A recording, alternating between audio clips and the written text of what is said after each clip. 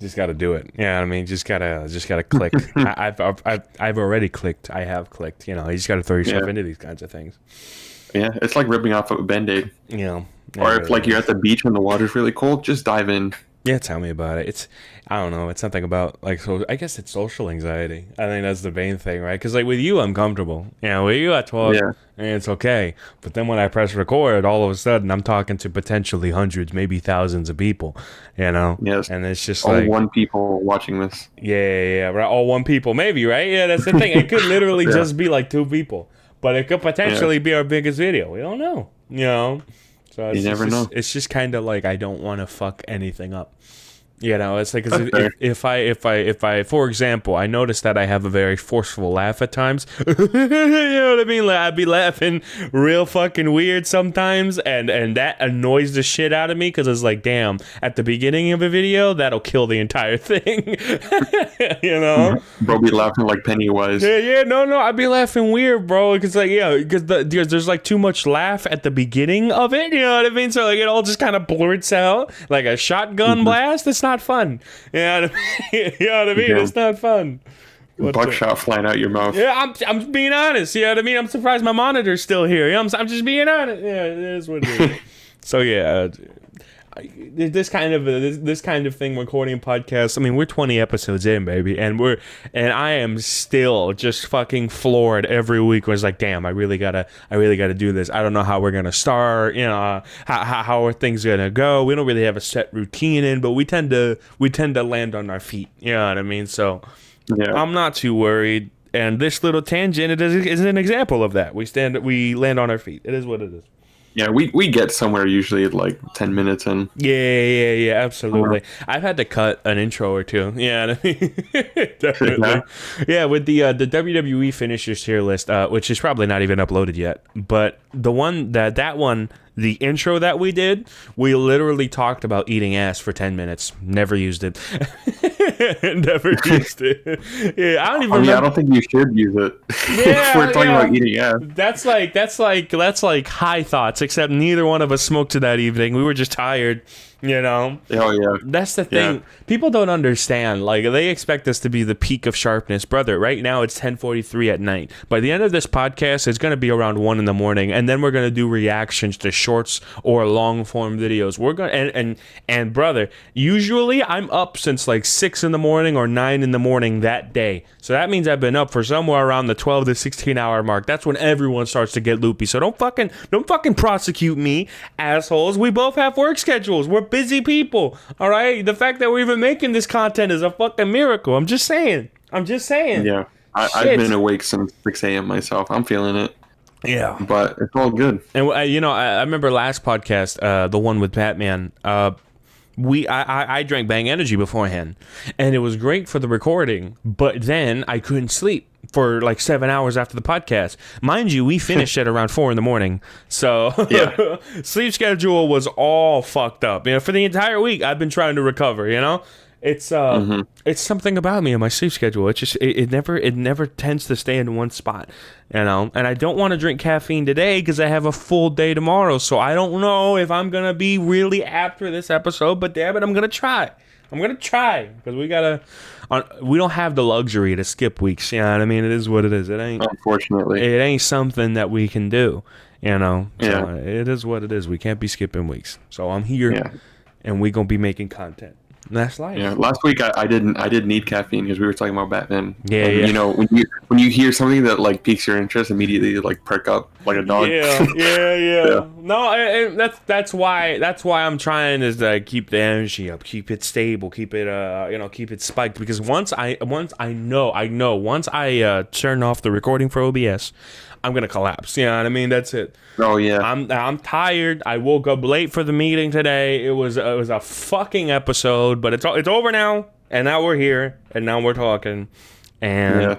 So far, this is a bit more lax than what we usually start off with. I feel like it's usually like random and like, you know, energetic. Now we're just kind of like, we're just tired. This is a casual conversation. Because I'm keeping it real. Let's be honest with these people. You know what I mean? It's like at the end of the day, we have a very busy work schedule, and that's not going to be reflected on our upload schedule, okay? Our upload schedule is going to be once daily, like normal, but what you guys see is not what the reality is. The reality is I'm managing 5 different channels right now, okay? Along with a full-time work schedule, okay? The reality is I'm working my ass off just to keep a semblance of what I have here. And Dorian's working fucking hard too. He's got his job, he's got his family, he's got so many affairs. I don't have anywhere near as many variables as this guy has, okay? And so I filled those variables with different channels.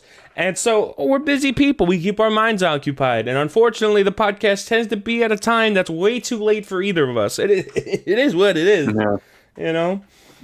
Shameless plug. I also stream twice a week. Yeah, this fucking guy, yeah. Link in the description. Jesus Christ. Watch that get cut out. Yeah. No, I'll bet you on Adobe. When I'm in Adobe, right? When I'm editing, I'm gonna hear that, be like, "You making me work harder now? Fuck you." Yeah. Because now I got to think about what to say. I got to find your link. Fuck you, dude. I also have a main channel. Just letting you know. Oh, it's fucking. You like 5 different people all of a sudden plugging themselves. Like, I got a channel too. Yeah, me too. Yeah, me too. It's like, where'd y'all come from? It's just me and him in the call. What the fuck? Hold on. They start joining in. They're like, what the fuck? You get a group of 20 people behind you, bro. Like in real life. Nah, hell no, bro. You see, that's bro. I need to get me a gun. I'm being honest. I live in Florida, right? And so the whole philosophy in Florida is basically that if somebody were to walk into your house uninvited, you can blow them back out. You know what I mean? So hey, I'm just saying. I see 20 people behind me. I got 8 shells. I won't be able to take them all out, but I can. What's the word? I can hurt some spirits. See what I'm saying? Mm-hmm. So it's all good. Were you also thinking Kill Bill when you said that? Oh fuck yeah. Yeah. I probably have a gift somewhere I'm using. Yeah. Fuck it out. Uma Thurman just gets blown right back out of the fucking RV.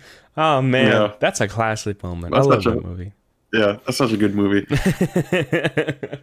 Oh man. Anyway, we got a lot to talk about today, and we won't be able to cover all of it, so I won't tell you what we're talking about. I'll only tell you the first topic. Just in case. Yeah, because we may talk about this one for a while. So let's just break it down. Let's break it down. Yeah. I've recently watched Loki. Now, Deadpool and Wolverine recently came out, and I was told that I don't need to watch Loki, but there's a bit of an exposition dump that you really want to watch Loki for, just to get the experience. Plus, I've been told that Loki is cinema by Squito. And we have some points. We have some overarching points that we wanted to talk about. So first of all, Squito, talk about Loki. What did you think of it? Because I have some thoughts. I want to know what you thought of it. So Loki is, out of all the Disney Plus MCU shows, Loki's actually the only one I've watched more than once. Mm-hmm. And I last rewatched it, I want to say like February or January is when I last rewatched it.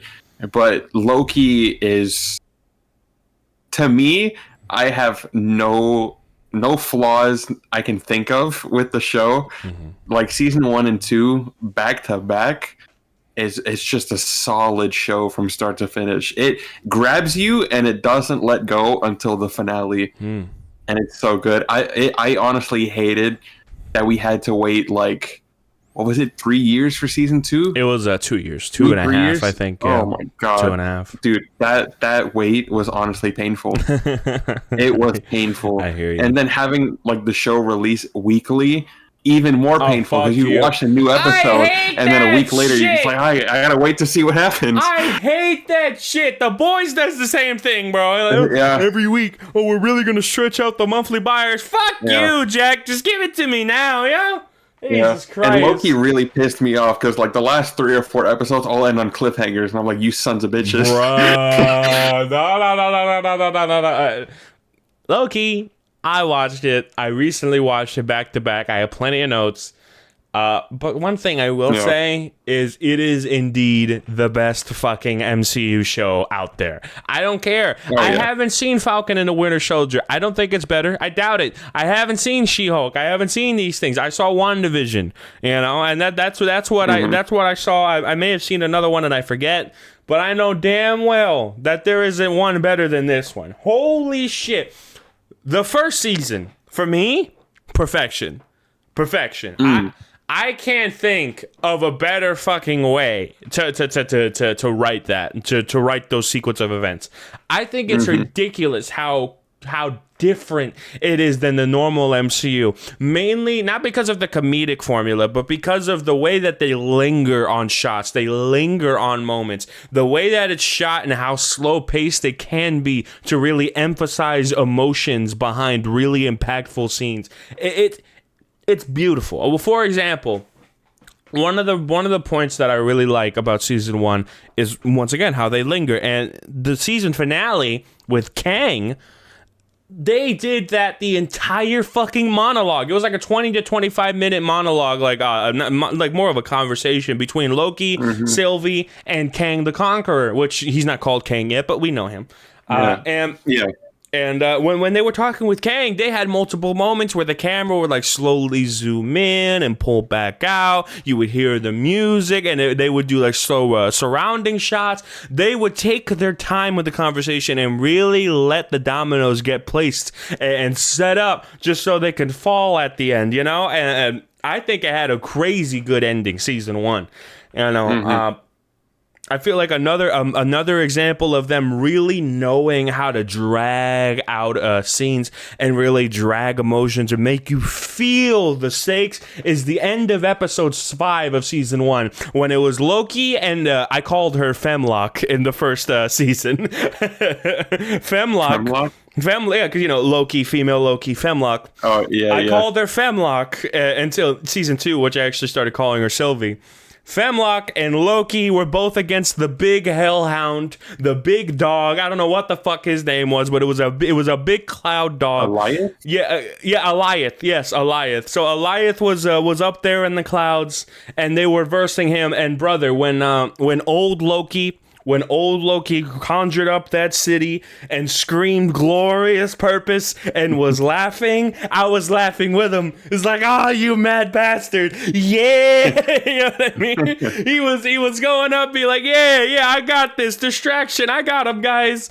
And the music they were playing, along with that shot of just there was a shot behind both of them. It was Loki and Sylvie, and there was a shot. The camera was behind them, and it just showed the massive city with the dog, like, eating up the city. And they really lingered on those shots. In MCU, it's quick cuts. It's always to the next thing, getting in there, like with the Thanos fights. You always felt like you were in the fight. They never really had any moments where the camera pulled out and showed the stakes, showed the weight of it. Only a couple times, right? Like in the beginning of a massive fight, like in Infinity War, Wakanda forever, and then they run at each other. They never really had any massive shots where they pulled out after that initial sequence. And Loki, that's like what they specialize in, you know, where they drag it out and they really make you see the scale of what they're fighting for.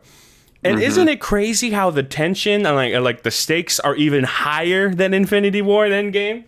It's wild. That's how weird. They to do that. Because they're out here having like little John Wick fights, and it's like, this ain't Thanos, but we're talking about the timeline. You know what I mean? We're talking about trillions of lives. You know, it's odd. It's interesting how creative Loki got with its story. Yes, because it's like after Endgame, it's like, all right, where do we go from here? And I think Loki is the perfect next step into like the multiverse saga, as they're calling it. It's that perfect first watch that you needed to get into like the next phase, and you're like, okay, now we're getting somewhere. And it's just so this is Loki from the 2012 Avengers in the beginning of season 1. Oh, a whole lot of character development needs to happen. Yeah.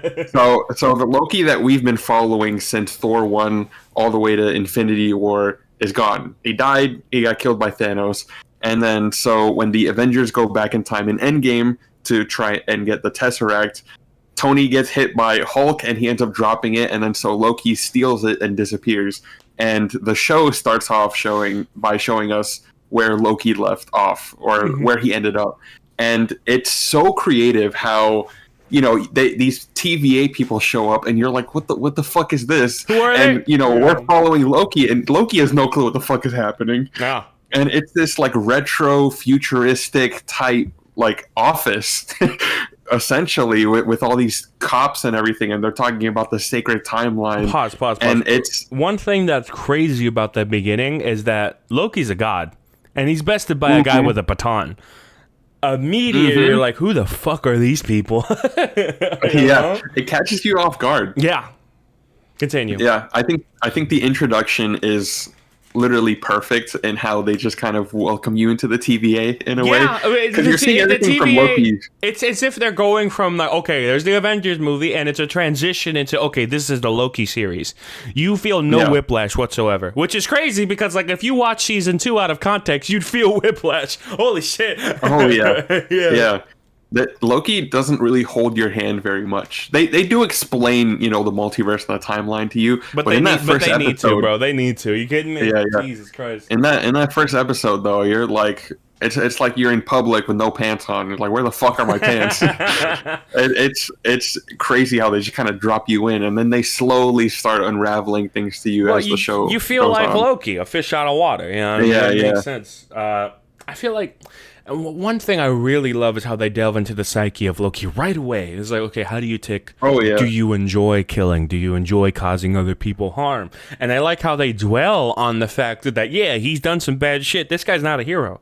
He killed people. He wanted to rule over people for selfish reasons, all of that. And they really acknowledge that and hammer that away. They don't try to justify it, which I love. I'm glad they didn't try to justify it. Because they tried to do that shit with WandaVision. I'm like, hey, no. She enslaved people. That's an issue. Okay? Yeah, no, this show is outright like, yeah, Loki's a villain and he's done some bad shit right off the bat. It's okay. This is not a man to be trusted. Exactly. And with that knowledge, you never really trust Loki, especially when he's trying to talk when he was trying to talk shit in that tent in the second episode. And it's like, no, she's right outside. No, all this, all that. And there's like bullshit. I smell bullshit. Owen Wilson sniffed it out immediately. He's like, she's not here. Let's go, guys. When as soon as that happened, I'm like, wait, Loki's not. He's not kosher yet. Oh God! And then you start thinking, is he gonna betray Sylvie at the end for the throne? Oh shit! Like you never know with this fucking guy. You don't know if it's all an act. You don't know if he really died. That kind of thing. It's always a trick. It's always a trick. Yeah, and I think I agree with you saying that season 1 is perfect because thinking back to it, like I said, it's been a while since I've rewatched it, but thinking back to season 1, I love how, you mentioned that you don't trust Loki because we know he's a bad guy, but you also don't trust the TVA. Oh, yeah. Because you see everything that they're doing, protecting the quote-unquote sacred timeline. What does that really mean? And I like that Sylvie is kind of the catalyst for that of the TVA is bad and what they're doing is bad. But you also don't like Sylvie because she's another Loki and you don't trust her either. No, of course you don't fucking like Sylvie because Sylvie outright is like the antithesis of Loki immediately. Like she has different powers. She's taking advantage of people. Like, oh my god, bro. That fucking scene with Rock's cart where they were in that like budget Best Buy in Texas with the hurricane, that entire sequence was cinema, bro. That shot where they were walking into the store and it was raining, that's what I mean by lingering shots. In the MCU, they would have just walked in like the movies. But in the TV show, they have that fucking shot, they linger on it for like a solid 30 seconds where they're just walking in and you got the slow motion, like we're about to walk into some crazy shit. That little dragging of events, it may seem a bit redundant at first glance, but brother, in the moment, you really feel that tension pulling. It's like, she's here. We're gonna see the Rogue variant. All of this is gonna happen. It's build up. It's great build up. And I think it's worth noting how Loki manages to also have humor while still keeping the stakes intact. Oh, yeah. That scene that you mentioned when they walk into the supermarket all rainy, and then, they walk in, everyone's fucking drenched, and then Loki just uses magic to dry himself. Like it's fucking nothing. Yeah. And, a lot of Marvel stuffs, I think particularly like Endgame, uses humor a lot, but I feel like they kind of cut the tension a lot for a joke. Like you have, the intense fight when Captain America's fighting the version of him from the past, and then after the fight he just kind of stops, and that is America's ass. And I feel like that kind of ruins the tension of like them trying to get the stones in the moment. But in this one, it's just natural because it's something Loki would do. He dries himself off, and then Owen Wilson kind of gives him like a "you bastard" kind of look. He's like, "I wish I could do that." Well, I feel like comedy, for the sake of tension, is probably the biggest example of that. Well, one of the biggest examples of that is in Endgame when Tony Stark got fucking decked by Hulk. Like, oh yeah, Hulk killed him. I just want to point that out. Like, Tony Stark should not be alive, okay? He's pushing 60. And Holmes got fucking ragdolled, and he's okay? Everything's fine? Like, come on. It was funny. I'm just saying. It's like, maybe he should have gotten hit like that. You know what I'm saying? Like, maybe he got scared or some shit. Or maybe he got hit, but nowhere near as hard as that. Like, he got fucking decked. It was crazy. Oh, yeah. Didn't he fly up in the air? Like, he got hit by the door and he fucking flew back. Yeah. Whoosh. She's like, damn. Did he land into Thor at least? Like, at least that I would have taken. I think he hit the ground. No, he slid on the floor. Yeah, he slid because he was wearing like the full body armor, and I think it just made him slide across the floor. This is ridiculous. Anyway, with Loki, I think it was the craziest thing was that initial reveal of Sylvie. It's like, you're a woman? Yeah. It was like, that's not me. But wait, it is me, but from a different time. Like, oh shit. Yeah.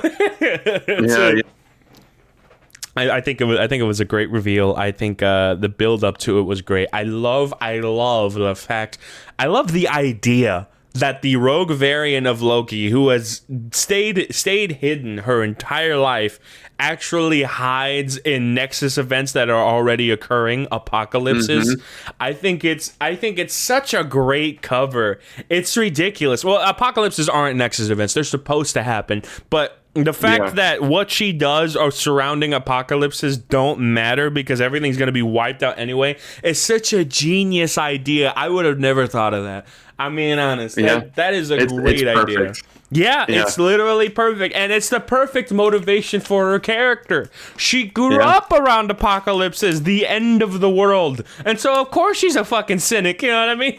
Yeah, nothing matters to her. Yeah, nothing matters. She just wanted to get her revenge. And that shows at the end, Yeah. And then like the apocalypse thing, like the reveal of it, how we learn as an audience is perfect too, because it's Owen Wilson and Loki going back to what is it, like Pompeii with the volcano. Oh, and then Loki was just hilarious. starts like I can do whatever I want and nothing matters, and he's like just yelling in the streets and doing random shit. Letting and then Owen the pigs Wilson's go. like, oh. Throwing magic, yeah. And Owen Wilson's just, nothing's changed. And it's such a good reveal. Oh, man, I like how Loki looked back. I don't know what he said, but he said something funny. He looks at Owen, and he puts his hands out. It's like, oh, you happy? And then explosion happens behind him, and volcano erupts. It's like, oh, shit. And it's like, we need to go.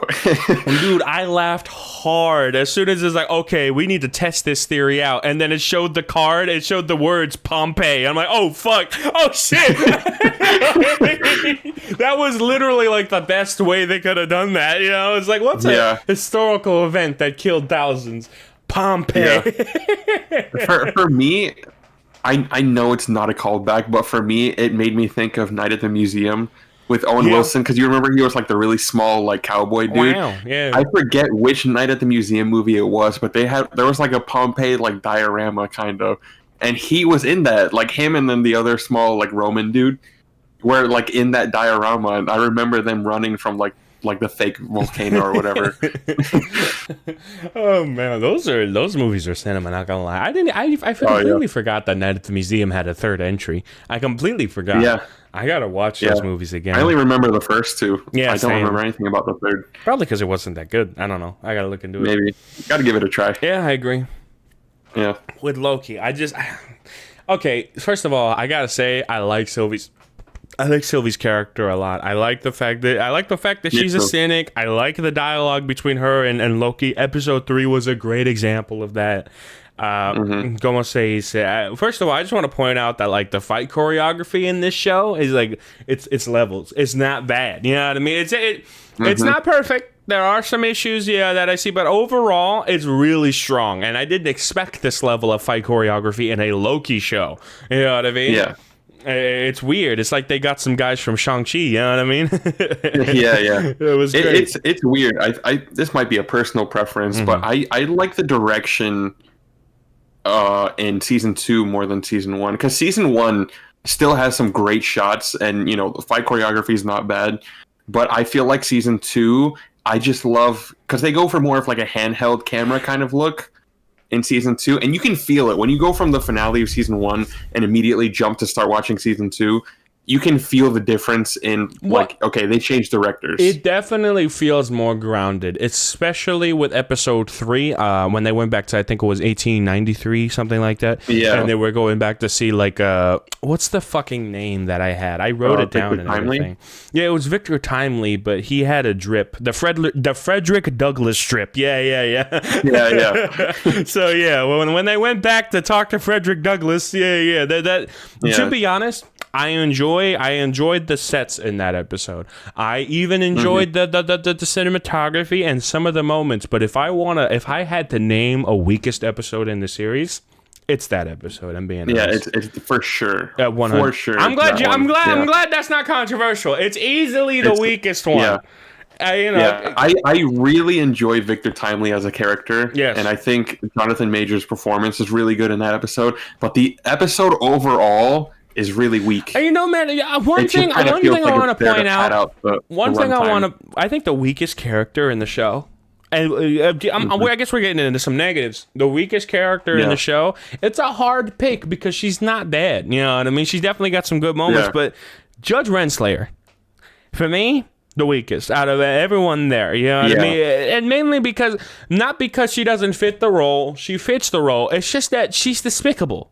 In the first season, she did horrible things. And the fact that she's clutching at the old ways, the old TVA, is more of just a hindrance, distraction. For example, the fact that she saw what Kang did to her. Oh, he threw me away like waste and took away my memory. Now, all of a sudden, it's not about the big picture. You know what I mean? All of a sudden, it's not about saving the TVA. All of a sudden...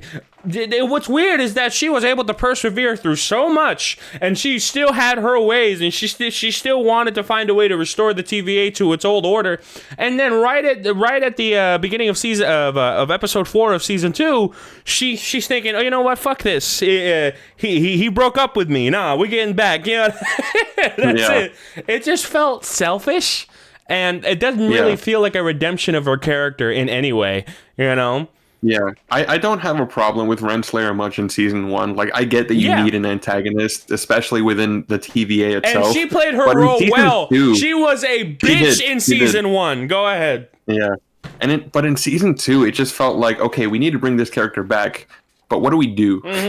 And so I get that she was a great way to introduce Victor Timely, and kind of like you introduce more of Kang through her.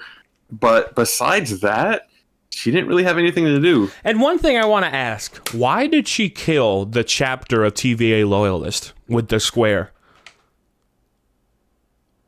I think it's because they weren't going to join her. Right, but they were locked in a cell.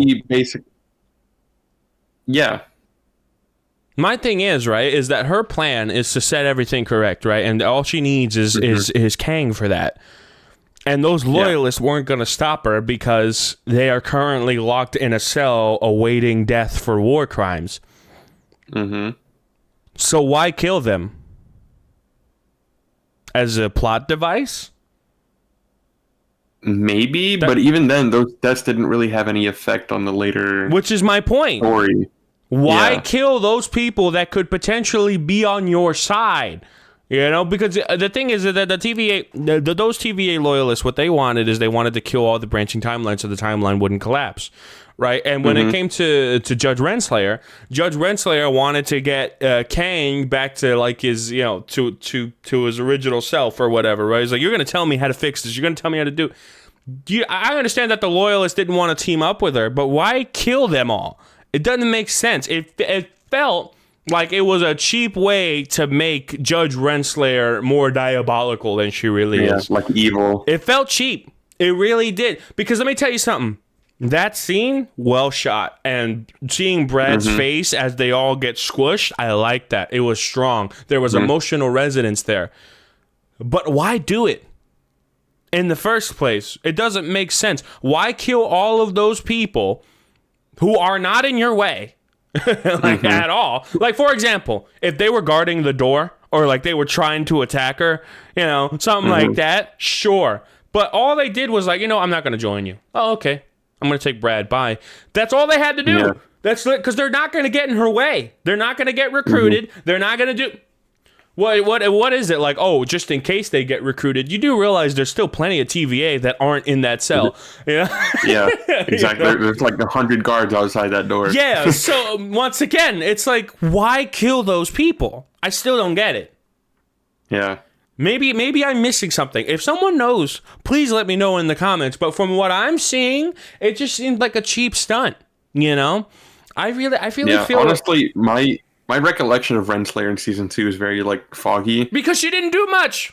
Yeah, she didn't really do anything, and they didn't give her much to do. I tell you what she did do. She did drop off the book for Kang, so Kang can become I keep forgetting the fucking name. Victor Timely. Yeah, Victor Timely, but I know his real name, but I really need to call him by his drip name.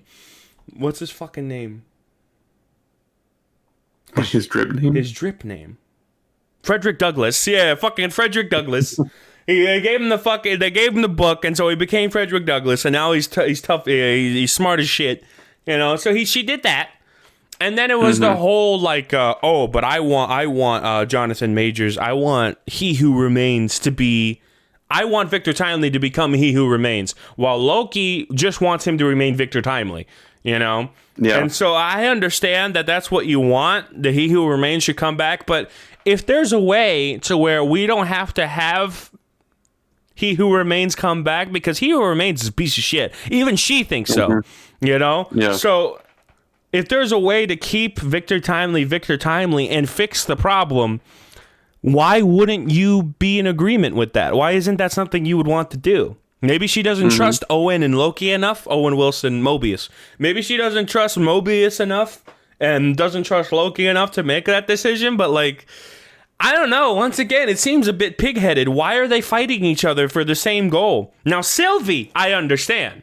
I 100% understand. She doesn't want any fucking trace of the guy to be alive. You know what I mean? Because she's angry. She's clouded. She's traumatized, and it makes sense. The judge? No, there's no reason. These are old memories. You know what I mean? This is not something you had to live in. This is something that you believed in for the longest time and had to make the tough decisions, which is what the story was all about. It's like, oh, the judge made a tough decision for Mobius way back when. So she's always about the bigger picture. And then when it comes to the bigger picture, she noticed that she got dropped by the bigger picture, and now she's a fucking angry ex-girlfriend. Like, what's going on? I think it was a severe drop in IQ points for that character, which sucks because she was pretty fucking smart in the first season. I liked her a lot in the first season, mainly because of how much of a bitch she could be, bro. When she pruned Loki, I'm like, oh, you bitch. Yeah. Fuck's sake. I think at the end of the day, like, her arc was just really useless in the grand scheme of things in season 2, because they're dealing with the Loom for the whole season. And so when you like look at Renslayer's journey and what she's trying to do, it's so insignificant compared to, trying to save the fucking multiverse. Especially with Loki and Sylvie just taking it over like that. Oh, fuck you, prune, bye. Like it was a fucking sideshow. Yeah.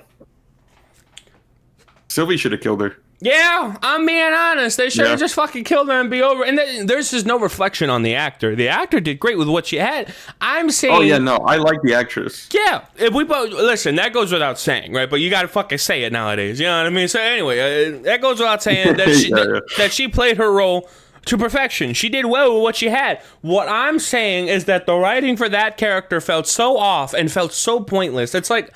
Why even introduce her back? Or if you introduce her, just have her play a smaller role. She doesn't need to be involved in every moment. Why does she need to be the negative force against Loki and Mobius and their plan when their plan is already hard enough? You know what I mean? It's just It just didn't make sense. But even then, why did Sylvie spare her again? Sylvie pruned her.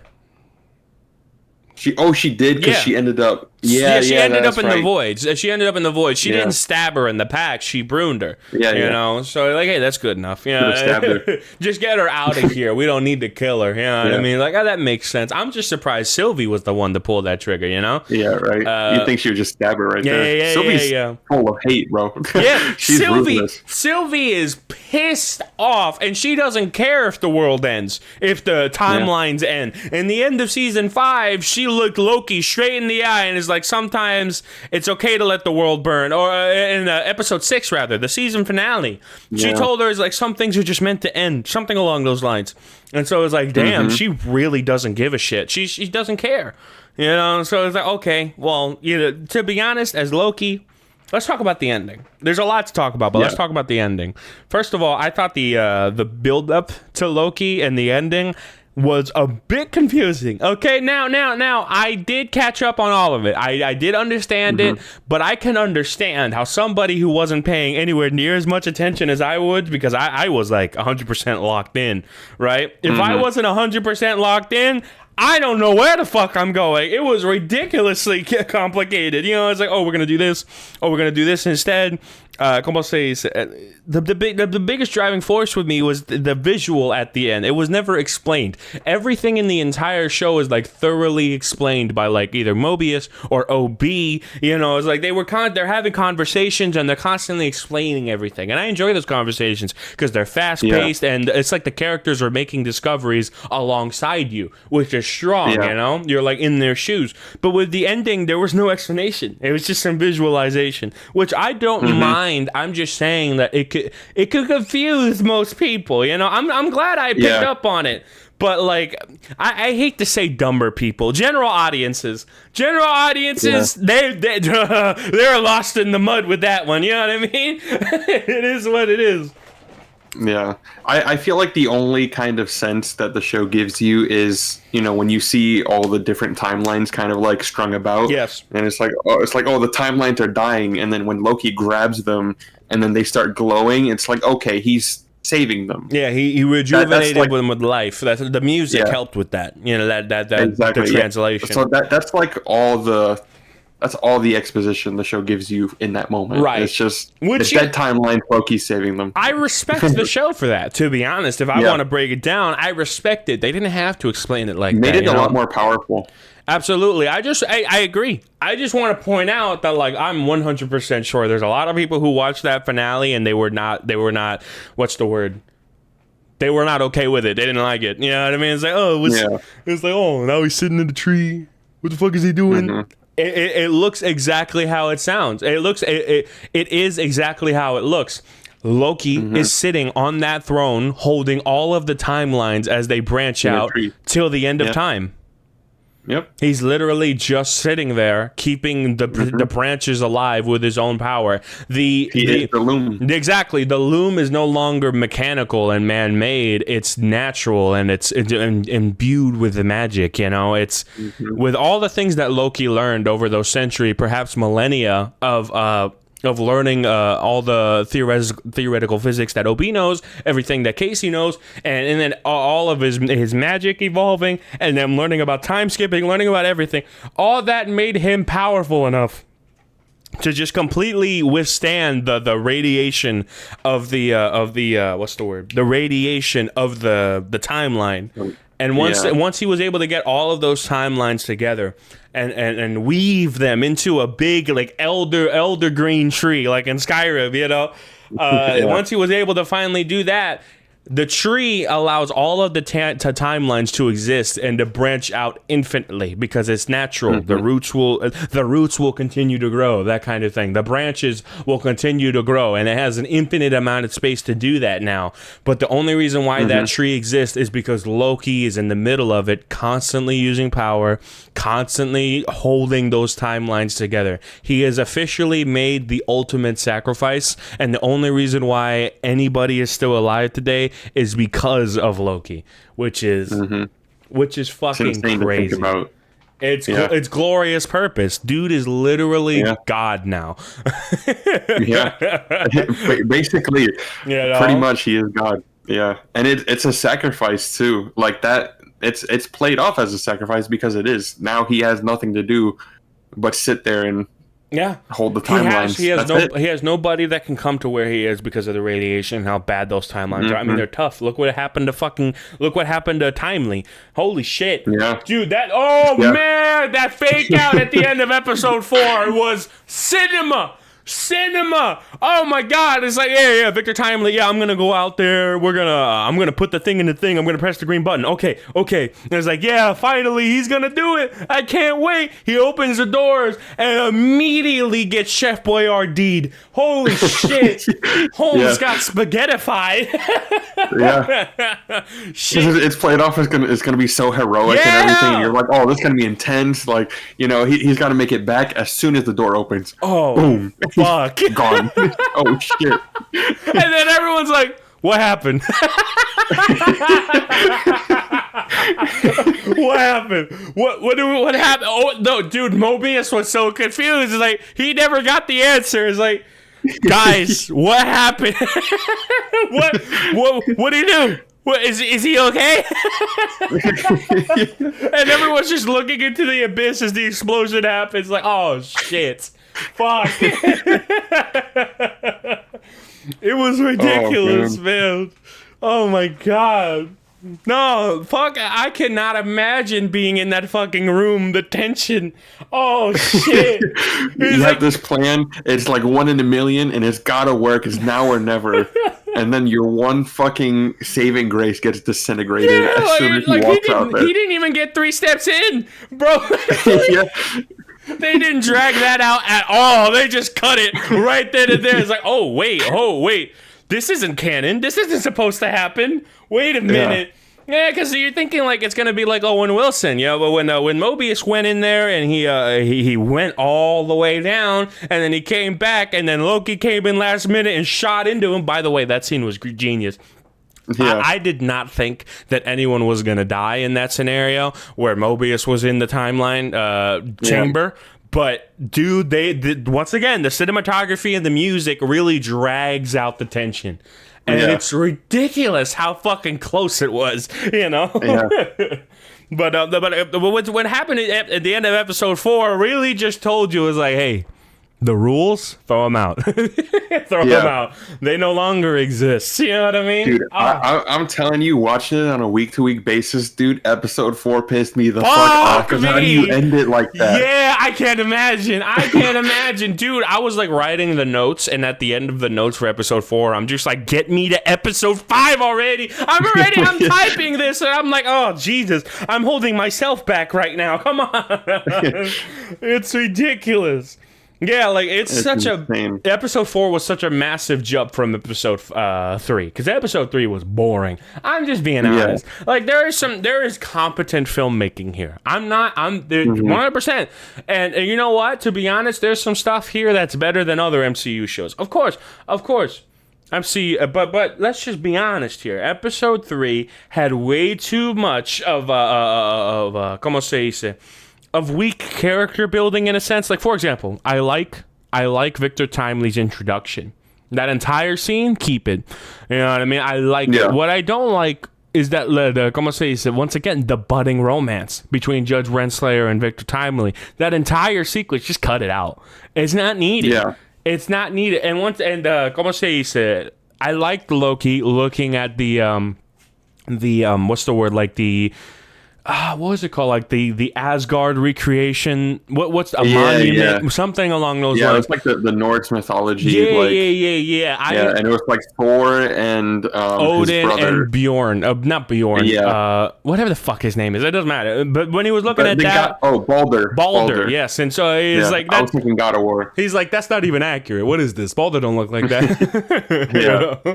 But like, I like that scene. A little dumb comedy. I like it. I also like when Loki. The big tall guy is like, why don't we settle this outside? Get that shit out of here. He ashifies him. Like, is he dead? Wait a minute, is he dead? Did Loki kill him? Wait a minute. Yeah. Whoa. And then when they walk outside, you see he's in a cage. Yeah. It's in like, the background. okay. Yeah. Thank fuck. Yeah.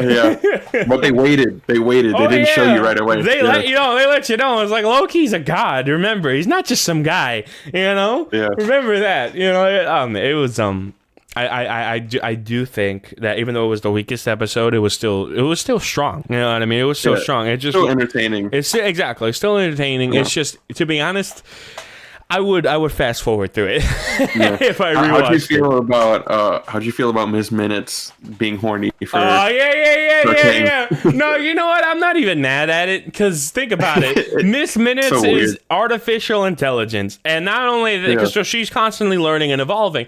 But not only that, but Miss Minutes has spent literally eternity with him. You know what I mean? Yeah. Like if she's gonna be, she's definitely gonna get feelings. If she's gonna be attracted to anybody, right? Yeah. I mean, literally, it's kind of ridiculous. Okay. In fact, I'm happy that they pulled the trigger on it, because it was fucking hilarious. Okay. Yeah. It was such a great moment. I know a lot of people were put off by it, but I fucking loved it. Miss Minutes was basically like, "Let me love you," and then he turned the off button. He's like, hey, calm down. Jesus Christ. No, but she started off slow. It's like, how come you never gave me a body? Yeah. And then he's just kind of like, I don't know what to do in this situation. Oh, like his face is like, oh shit. Whoa. It was too good. No, como se dice? I enjoyed the banter. The comedy almost always hit. You know what I mean? So that's definitely something I want to add. Real quick, I want to talk about one of my favorite scenes in season 2. I believe it's the first episode. It's when Loki.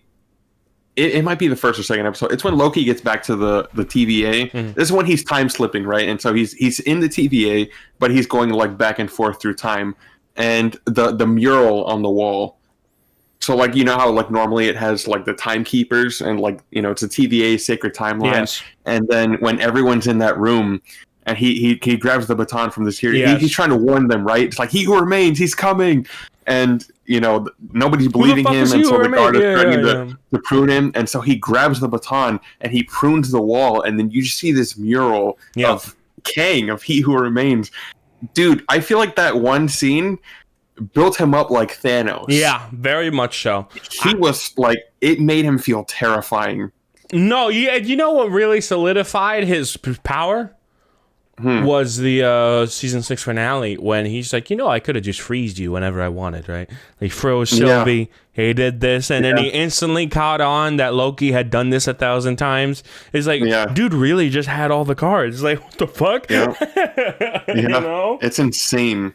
Shit is crazy, bro. That's aura. Yeah, right? No, that's what I'm saying. And it sucks that Jonathan Majors did all that crazy shit and got fired because dude could pull it off. You know, I did not like the like I said, I didn't like the little love triangle, you know, with Renslayer, but besides that, like, what Timely was around, like OB and KC, and like the chemistry off of all of them, basically when he was in the TVA. When Victor Timely wasn't doing his presentation, when Victor Timely was doing his presentation, and when Victor Timely was in the TVA, was when Victor Timely was good, in my opinion. That's it. Yeah, you know, and I really enjoyed the character. I really enjoyed Jonathan Majors' performance in both aspects. He Who Remains and Victor Timely. Yeah. And como se dice, I can definitely agree with you that dude has aura. He definitely has aura. Yeah. And it got squashed in Quantumania, but it's okay. It's okay. Oh, yeah. It's all right. Hey, I will argue that he's still probably the best part of that movie. Oh, no, of course. No, it's not even close. It's not even close. Yeah. The thing is, right, it's not hard to be better than dog shit. You know what I mean? So it is what it is. I'm sorry. Quantumania pissed me the fuck off to no end. And they wasted a perfectly good Bill Murray cameo. Fuck me. You know what I mean? Jesus Christ. I know usually after celebrities do bad shit, you know, the internet like collectively just stops talking about him. But I think Jonathan Majors still deserves praise for his performance. Yeah, he did great. Because he played Kang, He Who Remains, and Victor Timely, and all three feel entirely different from one another. They even have their own little tics, which is insane. Yeah, I mean, Victor yes. Timely with the stutter. His stutter was believable. He's in it. He really he was in it. And then he does Creed 3. It's like, what the fuck? Hold on, you're a boxer now? Wait a minute. It's crazy. Yeah. Let me tell you something. We're praising the work of Jonathan Majors. I don't know enough about the person, so I'm not praising the person. I don't know anything about him. I know a couple things, but nothing crazy. I know headlines. That's it. So we're not praising the individuals. Yeah. We're praising the work. And Brother's work was off the charts. I'm just being honest. So yeah. Separate the performance from the actor, guys. Yeah, that's it. Because I love the MCU more than I dislike Jonathan Majors. It really is that simple. Yeah, and I hate when I tell people like Baby Driver's my favorite movie, and they're like, "Is that the one with Kevin Spacey?" He's like, "Yeah, he's good in it." Yeah, fight me. What? Fight me, real life. Is that Ansel Elgort? It's like, oh Jesus, stop it, bro. Jeez, for 2 minutes. It's a good movie. That's it. They already got paid. Facts. You know what I mean? Whatever we say is not going to stop that. Yeah, exactly. They already got paid. It's not like they get residuals. You know what I'm saying? Calm down. Yeah. That shit's ridiculous. But I think Loki, the first season was just pure and utter cinema. Yeah, I really do think that the first season was something so special and something like so once upon a time, like once in a lifetime kind of thing. Just lightning in a bottle. Once again, and you know how it was lightning in the bottle? You mentioned this a couple podcasts ago that the last podcast actually, that the MCU is at its best when it's at its weirdest. You know, the MCU, 100%. The MCU is at its best when it's wacky as fuck, when it innovates as much as it possibly can, and the MCU is perfect at that, and Loki was perfect at that, 100%. Mm-hmm. I mean, at the end of the day, comic books are weird and crazy. I mean, when you really like break down these characters to their most simple parts, you're like, this shouldn't make any sense. Right? This is weird, but it works. And I feel like a big part of that is how they humanize the characters, right? I mean, for example, if this was a show about non-humanoid figures, then we would never get anywhere with the characters because we can't attach ourselves to them. But when these characters have real world issues, you know, like accepting oneself and forgiving yourself for past mistakes and finding purpose in life, those are all things that we struggle with as human beings. And seeing a god like Loki having those same issues humanizes him. It is what it is. Mm-hmm. And it's crazy, too, because, you know, a lot of MCU movies, you know, really try to push the jokes and like the action and cameos and all that. But with Loki, the scenes that really stand out are, you know, Loki and Owen Wilson sitting at a table eating pie. Mm-hmm. Yes. It's insane. There's usually two things in a film that you remember the most, and that's the character work and the spectacle, right? Now, the spectacle could be surface level at times, but a lot of the times the spectacle could, when it's deserved, is really memorable. For example, Infinity War. Wakanda forever! You know, the big charge. It makes sense. The snap at the end, the spectacle. But the reason why that spectacle is so fucking memorable is because it's deserved, and it's deserved through making us care for the characters. It is what it is. So you need character work to make spectacle memorable, and character work in itself is memorable when done correctly, you know. And I agree, that moment, that scene where it's like, let's go get some key lime pie. It's like, well, hold on, really? We're pulling a Men in Black? Hold on. You know, dude, season 2 really made me want key lime pie. Yeah, I've never tried it before. I hear it's ass from some people, and I hear it's great from others. I've never had it, so I'll see. I had it once and I didn't like it, but watching Loki, I was like, damn, that looks good. No, dude, you know what? You know what season 2 of Loki made me want? I told you this earlier. Season 2 of Loki made me want to buy a Ford pickup truck and drive down to the closest McDonald's and eat on the trunk. You know what I mean? That's what it was. Literally, like that. I don't know, like something about Sylvie, like working at a McDonald's is literally perfect. Like all that shit is aesthetic as fuck. When she was walking out into the parking lot and she just opened the trunk door and sat on the door, I'm like, oh, this shit is cozy, you know? I see why. This is the life, you know what I mean? It's great. Yeah. And I love that out of all the things that Sylvie could have done after freeing the timeline, she just goes to McDonald's. I want to try everything. I love it, man. Sylvie's character, I love her. I think she's great. Oh yeah, Yeah. she's great. I was really annoyed by her, but it's because it's like you mentioned earlier. She's the antithesis of Loki, the one that our Loki, the one that we know. Right. And so because of that, I did find her like pretty annoying towards the end. It's like, come on, why can't you just be on his side? Damn it! But, yeah. You're looking for my blessing to kill me, huh? Well, you're not gonna get it. It's like, well, if I kill you, things get a lot easier, Exactly. Yeah. God damn it. Yeah, me personally, I would have killed her. Fuck that. I'm not sitting at no fucking throne for eternity. Are you kidding me? Nah. That's why Loki's so powerful. Yeah, it's so strong to us. It's like, are you kidding me? He made that sacrifice for this bitch? Nah. It can't happen. I'm good. Yeah. And then real quick, I want to jump back to season 1. One of my favorite scenes is the reveal of the timekeepers being robots. Oh yeah, no, I thought that initially is like when they were revealed, is like these guys are weak. They're not even real, are they? I bet like I had the hunch immediately as like there's someone. They're probably. I didn't think that they were like.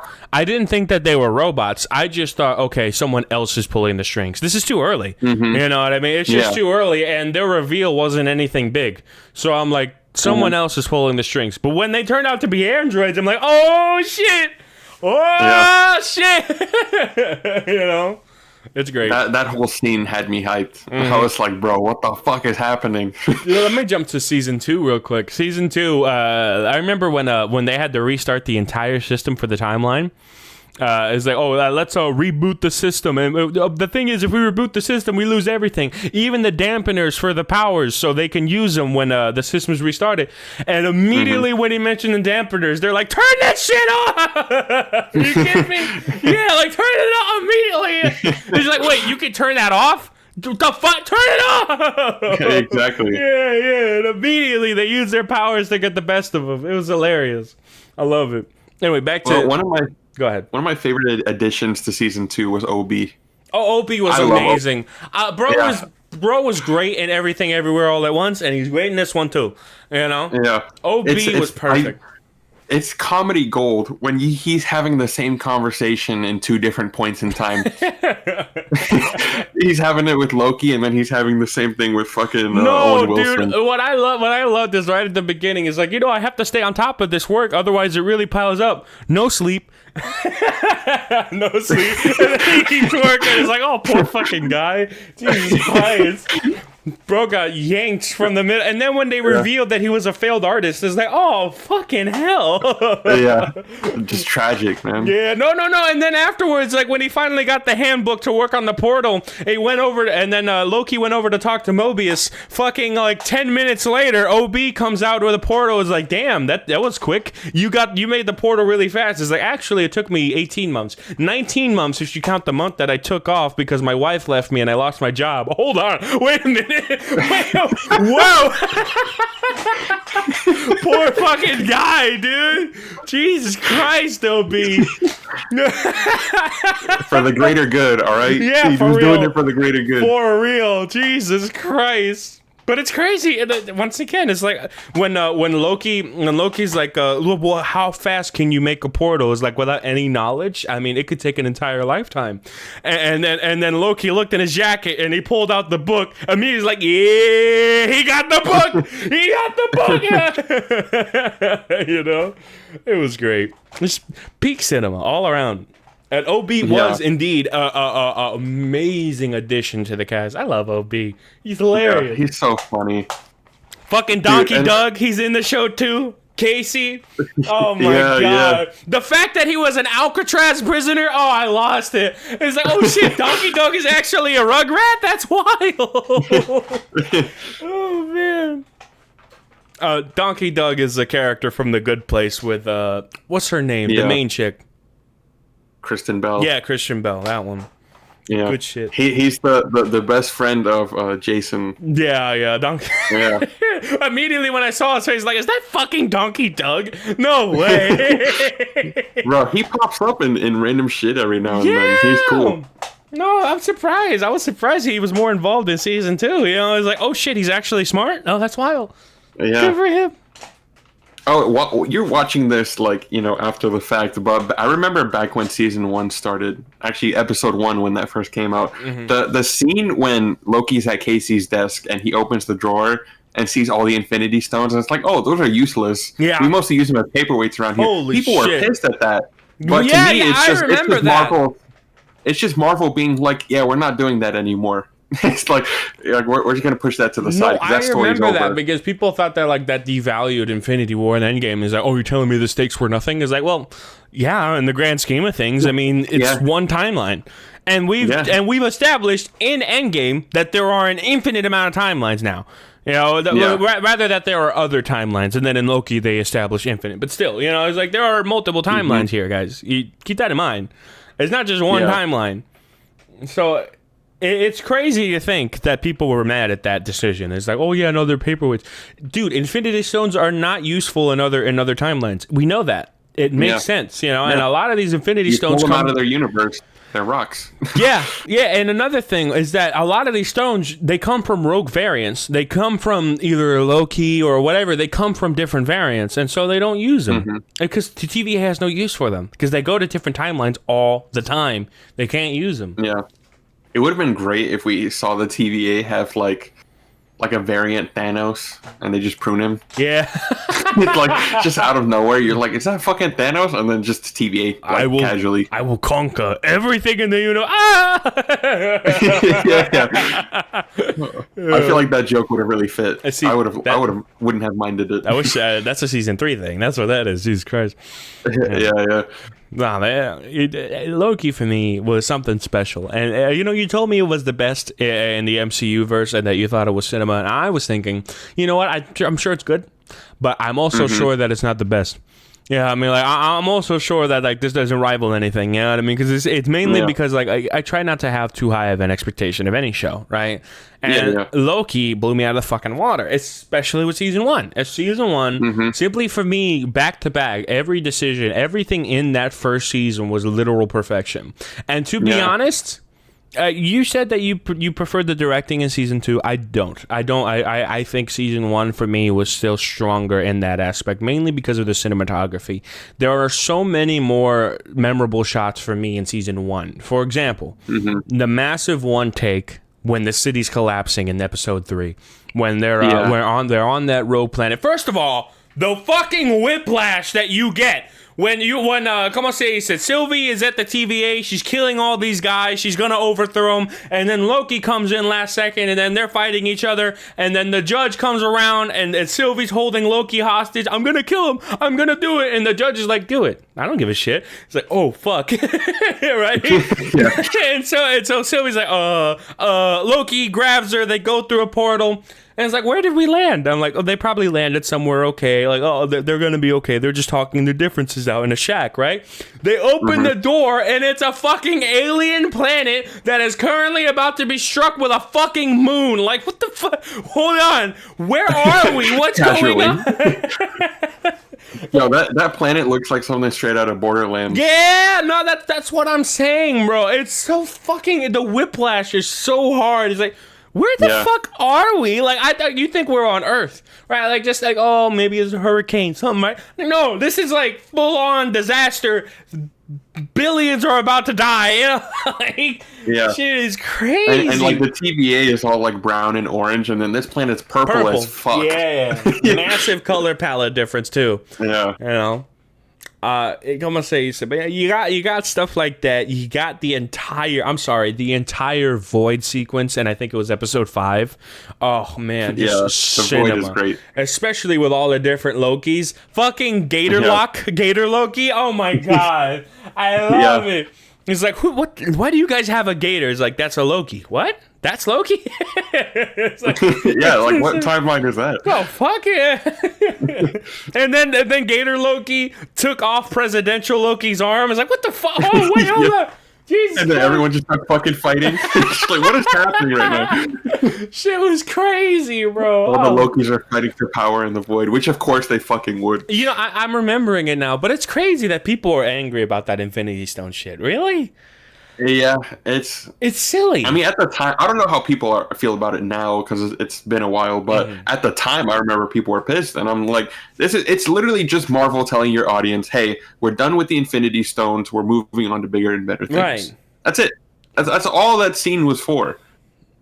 And even And then, also it's to pretty. tell you, Infinity Stones don't work outside their universe. Right, and even then, it's shocking to see. You know what I mean? Because like, damn, I guess they're not. You know what I mean? Like they were in the moment, but now it's like, okay, we're getting bigger than that. Now we're talking about timelines. Now we're talking about manipulation of time, that kind of thing. Yeah. So it's like Infinity Stones are kind of out of the wheelhouse here. We're not talking about Thanos. We're not talking about the world ender. You know, we're talking about timeline enders now. It's a completely different thing. Yeah.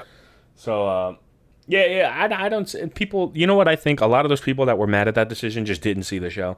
Yeah, you know what I mean? They saw an out of context clip with the Infinity Stones, and they're like, "But Infinity War." It's like, who gives a shit? Yeah, exactly. Like, No, my thing is right, and I can understand where the initial hate could come from because you got shows that people didn't like, and they thought they were devaluing the MCU, right? Like they thought like the MCU is being dragged down by these newer shows after Endgame. There's nothing good coming out. You know, those fucking purists out there, yeah, that think it's a good idea to just rag on everything after Endgame. It should have ended at Endgame. I agree to an extent, but considering how much they're going to continue cooking, I'm just gonna say for now, I'm open to the MCU continuing. Let's see what happens. Yeah. I mean, I really think Loki would have been perfect if it was the first release after Endgame. yeah, I think so too. I think it definitely would. Yeah. But You unfortunately, just would have hyped everything up more. Right. Like Phase 4, you start with Loki. Damn. yeah, I agree. It's just a matter of I'm trying to speak English. It's hard for me. You know, it's just a matter of like we got WandaVision, we got Spider-Man Far From Home, and then we have a bunch of well, Far From Home was the end of that phase, but still, you know, we have we have Far From Home, and then we have other movies that came out like Doctor Strange Multiverse of Madness. You have what came out before Loki? I forget. It's been a long time.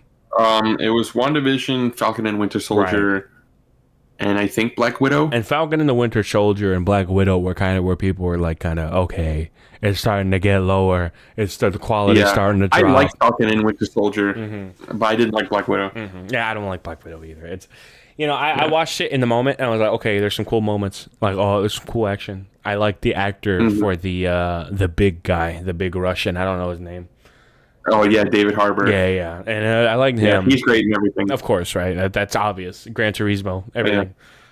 Yeah. But besides that, there was no real like significance to it. I didn't enjoy it at all. Yeah, I mean, it was just like okay, you know. My thing is is that usually like a film that isn't the strongest kind of gets away with a full watch because of like sex appeal or like how good everything looks. For example, Resident Evil, Mila Jovovich. Yes. You know what I mean? Or your example, Underworld, right? With Kate Beckinsale? Yeah, so that kind of stuff. There tend to be films that like get away with like a plot that's corny or not so well thought out because of the sex appeal. And not just with the women, but you also have the guys that like the ideal body type, they're ripped and they milk it, they juice it like Twilight. You know what I mean? They really milk those scenes. And not only do they do, and not only the sex appeal of the people, but the sex appeal of the cinematography, what you're seeing on screen. They really try to up the levels with what you're seeing, to try to keep you attached. But then if you actually listen to what the movie's saying, you realize it's all schlock. It's all shit that you've heard a million times over. You know what I mean? That's it. It's just nice window dressing. That's it. Yeah, pretty much. Going back to Loki, it's interesting going into it as well, because that was originally the show I was least excited for. Yeah. Because Falcon and Winter Soldier, I'm like, okay, this is the story of the new Captain America. I'm interested. WandaVision, they're finally, pulling the trigger on Wanda, turning evil a little bit. I was interested. Loki, why the fuck does he need a show? Like, what? Like, I like him in the Thor movies. Not even the Loki we know. It's a variant. Like, it's just some guy. It's just old Loki. That's it. Yeah. It was like, how are they going to explain this shit? Like, what the fuck? And then you watch it, and It's the only one that has a plot that was made to be a show. Yeah. Because Falcon and Winter Soldier is just a 6-hour movie. WandaVision started off as a show and then turned into a movie. That's pretty much how it felt. Yeah, I'm sorry. I'm still pissed about WandaVision. If they had the balls to actually go through with, Scarlet Witch is the main problem, and we're trying to talk down Scarlet Witch, and that's it. Mm-hmm. They didn't even have the balls to pull that trigger until Multiverse of Madness. You know what I mean? Yeah. It's like, pull the trigger. Let Scarlet Witch be the bad guy. Why does she need to be tempted by Agatha? Let her be the bad guy. Why is, you know what I mean? It's a joke. Why make Agatha the main antagonist here? You know? Mm-hmm. That's her name, right? Agatha, I think. Yeah, Agatha. It's just, now she's getting her own show because reasons. Yeah, I hope it's good. I hope it's good because I like that actor. That being said, I don't think it will be. I'm just being honest. Yeah, that's fair. And then, we talked in the last podcast about fan service. Mm-hmm. Loki had fan service. Oh, yeah. Lady Sif had a cameo in season 1. Who had a cameo? Lady Sif from Thor 1 and 2. Yeah. When she was like the repeating like fucking memory. Yeah. That he got trapped in. Yeah. Kept kicking him in the balls. It's like, well, stop, please. That's hell. Yeah, that is hell. Fuck that. Yeah, man, I'd be like those shorts where like they learn the fight choreography of their woman. You know what I mean?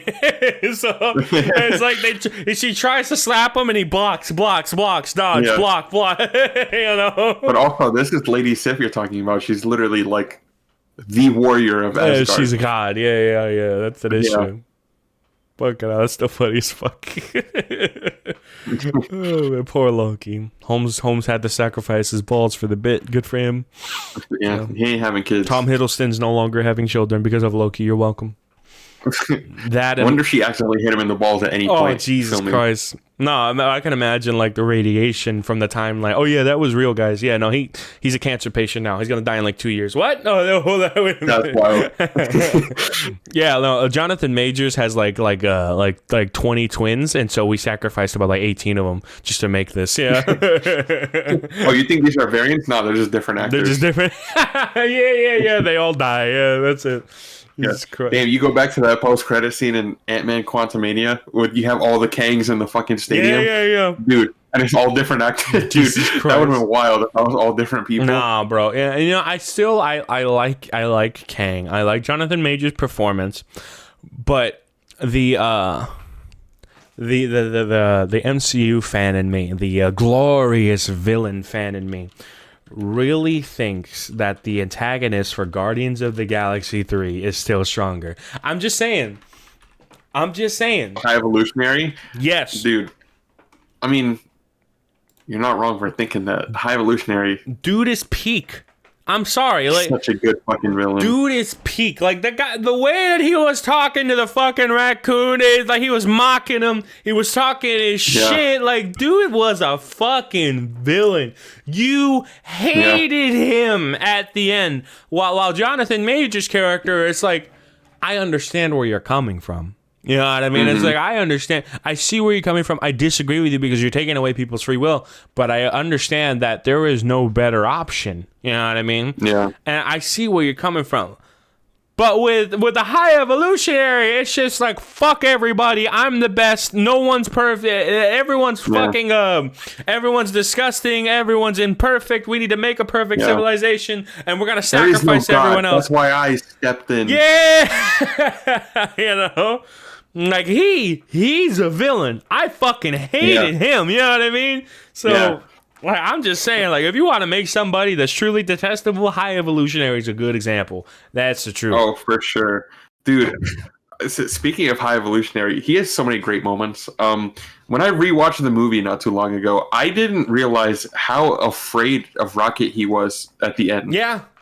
So, they have that flashback, and, when Rocket tells them basically like the mistake that they're doing and why the experiment isn't working, and then they fix it, and he's all pissed off. He's just like, I created you. How did you know? It's like Rocket is somehow smarter than him. Mm-hmm. But in that like ending scene, basically like the final battle. It's not really a battle; they just kick his ass. But when he's like, he's mocking Rocket and calling him 89P13, and he uses like his weird like telekinesis shit to like put Rocket on the ceiling. Yeah. When Rocket hits his gravity boost and lands on the floor, High Evolutionary is horrified. He's just like, no fucking way. How the fuck did he do that? Yeah.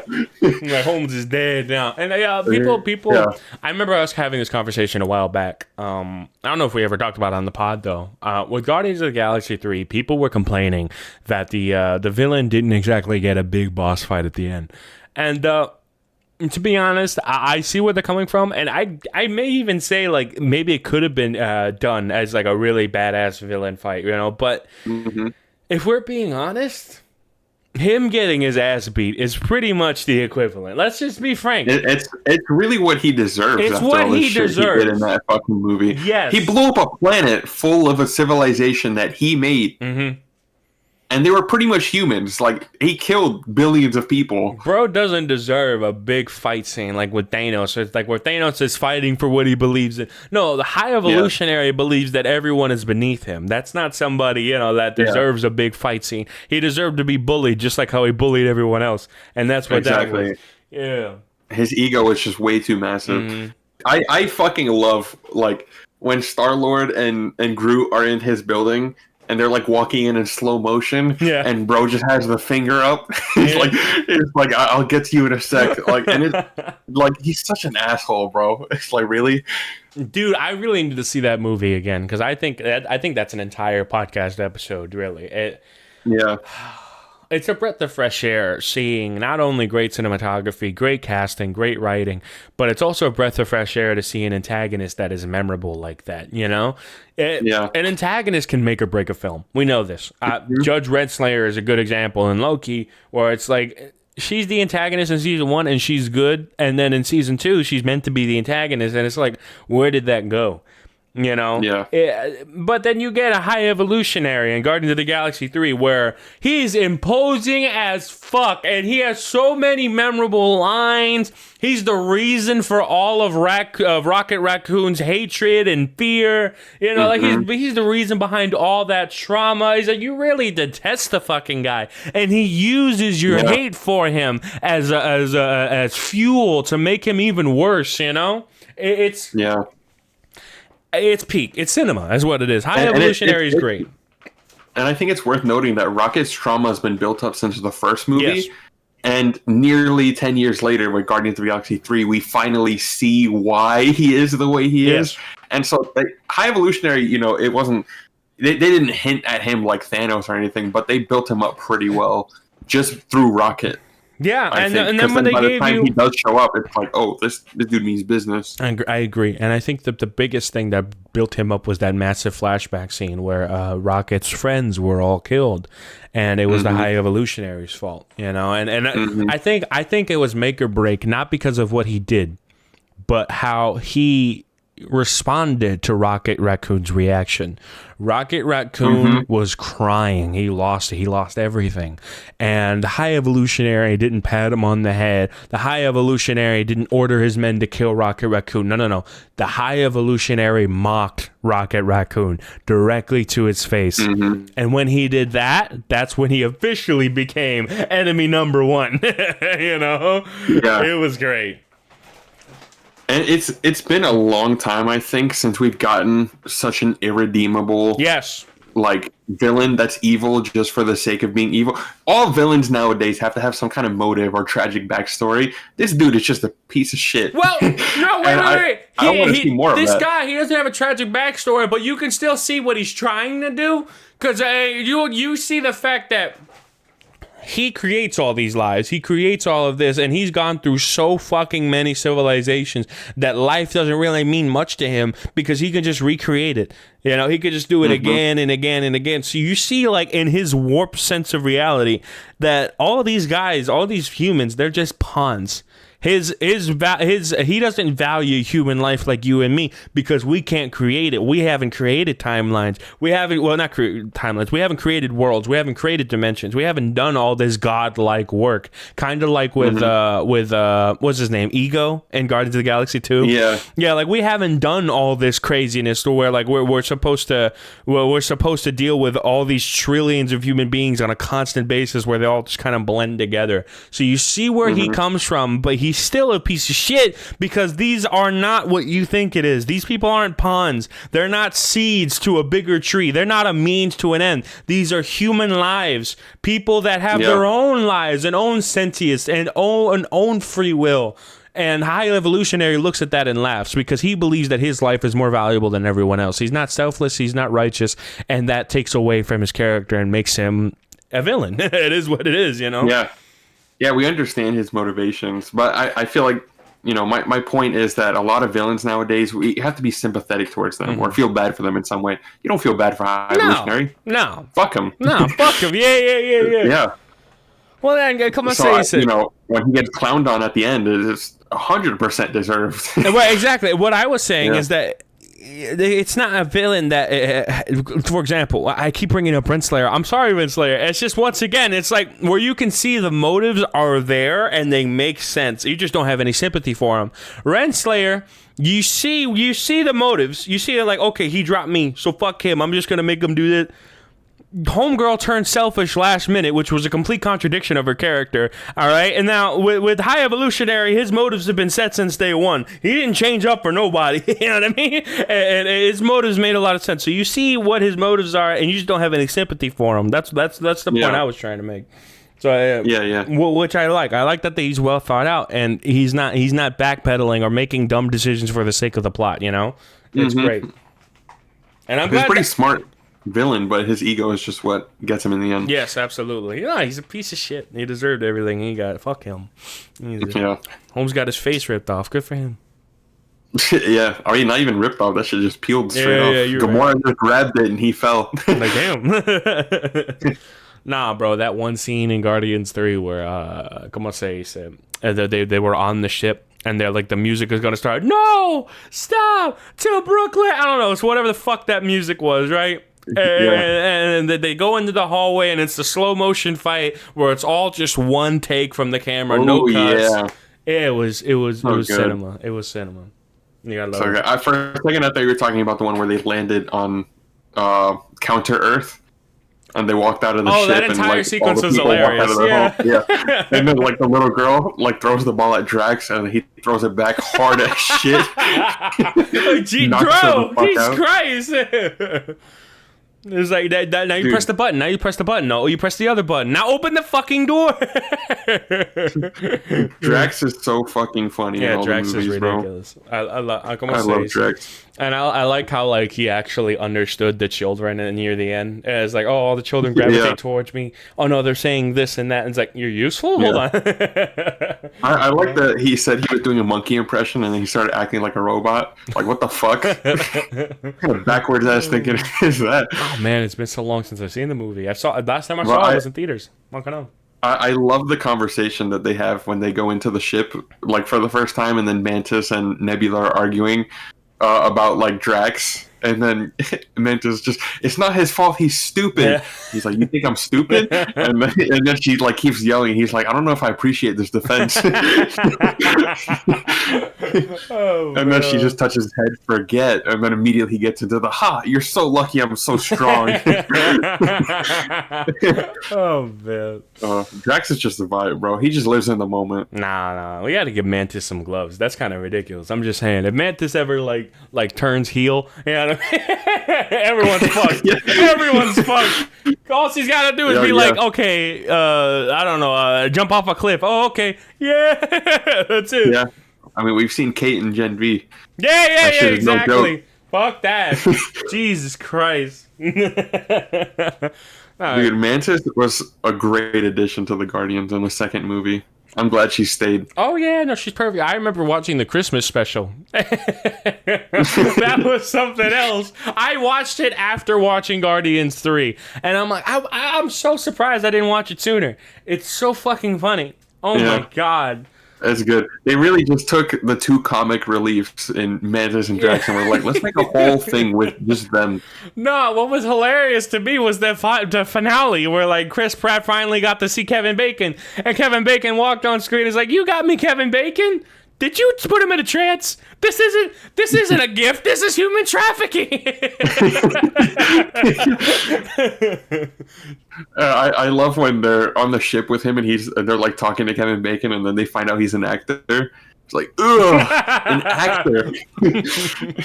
Useless. And then at the end, when he's leaving, he's getting on the ship, and Nebula's, I guess not all actors are complete pieces of shit. Damn.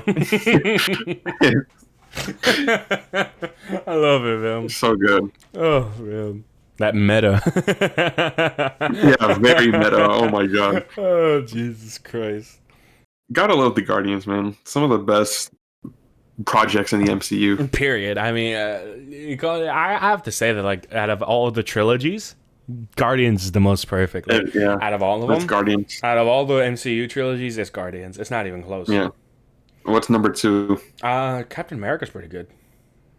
Captain America is pretty good. I feel like the Iron Man trilogy is kind of underrated. No, absolutely personally. underrated. People always say that 2 and 3 are bad. I'm like, they would be bad if RDJ wasn't in them.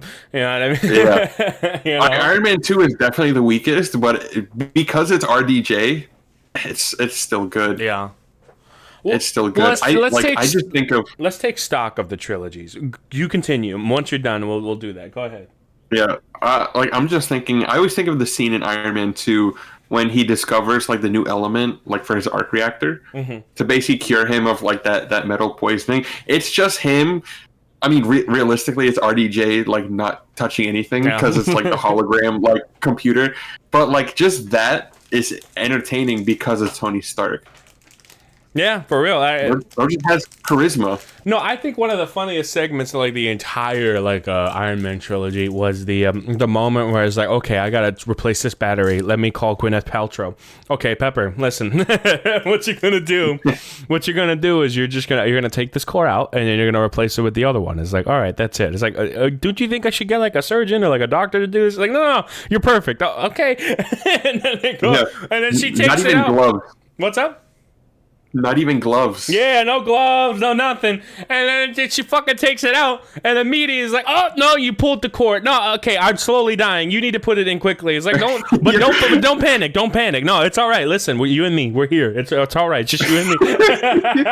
Yeah, it's the fucking like you hear like the beeping noise in the back, and she's like, "What's that?" He's like, "I'm going into cardiac arrest." So what you want to do? I should really get it done. Like they won't get here in time. Just calm down. It's okay. Listen, all you have to do is put the green wire with the red. You know what I mean? Like, oh my god, she's literally in a man's chest right now. It's like, what the fuck? I didn't sign up for this shit. Yeah. And then as soon as she does it, he's immediately like, easy, right? Like, you almost died. No, that shit was terrifying. Oh man. No, I think the banter between him and Pepper have always been one of the strong suits of the show. 100%. Yeah, I love it. Oh yeah. No, all 3 movies. I think it was hilarious when, like, in Iron Man, when he slept with that reporter, right? And then the reporter woke up in his bedroom. Like, damn, the blinds came up, and then Pepper's just there with her clothes, like, yeah, take your shit and get the fuck out. Yeah, she's mad territorial, bro. It's like, y'all aren't even together, you know? It's like, yeah, calm down. Shit is crazy. Yeah. Tony's always just throwing Pepper into like the worst situations. Oh yeah, no, Pepper's been doing this shit for too long, man. That's it. Yeah, she's getting too old for this shit. That's all it is. Yeah, like I love like towards the end of Iron Man 3 when they're basically just going back and forth, and it's just like she said, "Who's the hot mess now?" And he's just like, still me. Yeah. Like debatable. All the shit he's been through. Yeah, no, the Tony Stark's definitely the hot mess. You kidding me? Fuck, I know. Yeah. So what? She got kidnapped by a villain and got fire superpowers. Who gives a shit? Tony Stark's still. Did they take those powers away from her? Like, did that? I think so. Did it? Yeah, I think so. Yeah. She got the cure or whatever. Yeah, because it's not good for her. Yeah. To be honest. They didn't really explain it, but it's just you can infer it. Anyway, so yeah, Iron Man trilogy is definitely great. I enjoyed that one. I enjoyed the Captain America trilogy. I think it's definitely consistent. Oh, the trilogy. I want to watch that trilogy again. Yeah, me too. the Guardians trilogy, and then you have what else? The Thor trilogy and the Avengers quadrilogy. Yeah, actually, the Thor quadrilogy.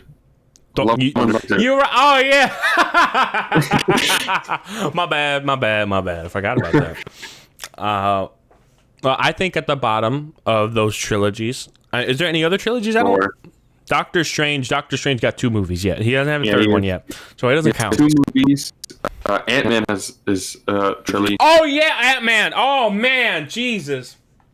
Yeah. Thor's at the bottom. I think we can all agree with that. You got the Spider-Man trilogy. Yeah, that's right. Oh shit, that's right. Yeah, Homecoming, Far From Home, No Way Home. The Home trilogy. The Home trilogy. Yeah. So I think the bottom is Thor, and that's mainly because of how shit the first 2 films were. Okay? I don't mind the first one that much. The first one's okay, but it's heavily dated, all right? I want to point that out right now. I remember... It's the worst one... No, Incredible Hulk's the worst one in Phase 1. It's the second worst one in Phase 1. That's why you never got a trilogy. Yeah. So it wasn't... but then you have the second one, which I've seen that movie maybe 4 times. Still don't remember it. I've seen it quite a bit. I don't remember anything. It's mostly because for some reason, every time, like back when I had cable, that was the movie that was always playing on FX. Mm-hmm. So, I've had a lot of times where Thor: The Dark World is just playing in the background. And then, a lot of people are like, it's so forgettable, I don't remember the villain. It's like, I unfortunately remember most of the movie because of how many times it's played in the background. Like, I just left it on while doing other shit. I can't. So, you have that, and then you have Thor Ragnarok, which was a great step up. Yeah, it's just Guardians of the Galaxy, but with Thor. Yeah, tell me about it. That's why it's good. Yeah, very much so. And then Thor: Love and Thunder. Anyway. I think Thor would be at the bottom of that. I mean, who else? Yeah. Who is worse than Thor? Who's second place? And who's Ant-Man. Second to last? Second to last is Ant-Man, yeah. At least Ant-Man was consistent. You know what I mean? Yeah, like the first one was pretty entertaining. The second one, it's fine. It drags a lot. Fine. I think is my problem with the second one. And then Quantumania was like, ugh. Yeah, Quantumania was a big disappointment. It's definitely contender for worst. I mean, Ragnarok raises Thor up a lot, right? But does it raise it up that much? You know what I'm saying? Like, I say... Ragnarok is really good. Yeah, really good.